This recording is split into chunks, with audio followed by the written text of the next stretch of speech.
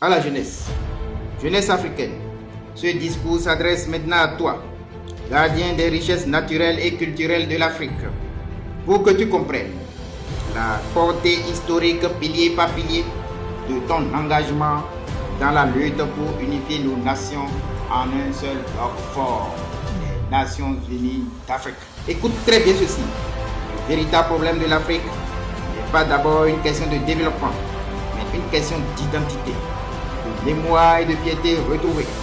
Ce qui fait défaut, c'est la pleine connaissance de notre histoire, pas celle déformée par les écrits étrangers, mais l'histoire authentique, celle qui exalte l'audace et la bravoure des Africains, une histoire qui clame haut et fort que l'Africain a toujours été capable, qu'il a su bâtir des civilisations grandioses et innover face aux défis.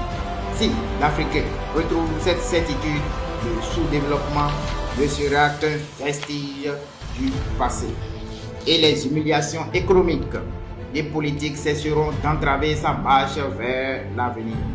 Pendant des siècles, l'Europe a construit un récit glorifiant ses propres ancêtres comme les inventeurs ultimes, les maîtres de la science et les bâtisseurs du monde moderne.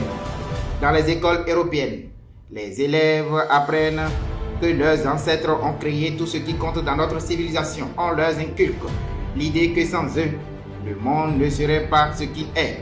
Cette glorification nourrit une fierté nationale et culturelle qui motive chaque génération à se surpasser.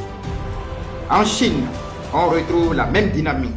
Les enfants grandissent en étudiant des figures comme Confucius, Lao Tse ou encore les mathématiciens chinois Jing Feng ou Wu Weixi. Ils s'imprègnent de l'idée que leur histoire est riche et que leurs ancêtres étaient de véritables pionniers. Cette fierté culturelle les pousse à innover davantage, renforçant ainsi leur sentiment d'appartenance à leur créativité.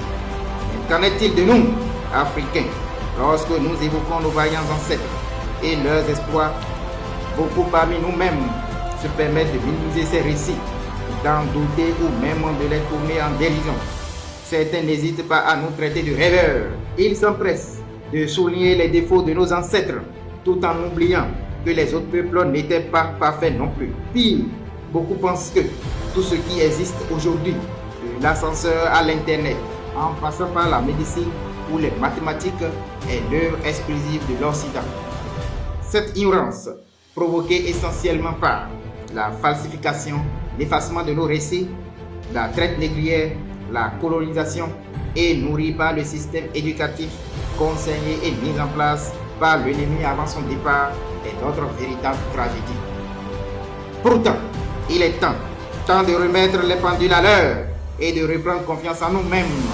Ce que nos ancêtres ont créé n'est ni une fiction, ni un rêve. Leurs réalisations sont palpables, vérifiables et inspirantes. L'Afrique ancienne a été une terre de créativité, de science et de grandeur.